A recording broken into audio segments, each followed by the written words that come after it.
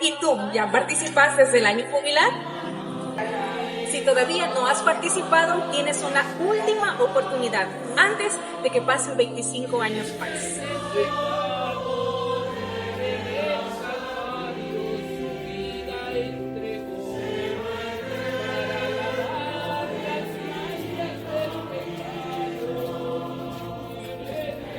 Tienes hasta el 10 de enero para poder ganar indulgencias. El lugar será el santuario de San José la Majada, donde se cerrará la Puerta Santa.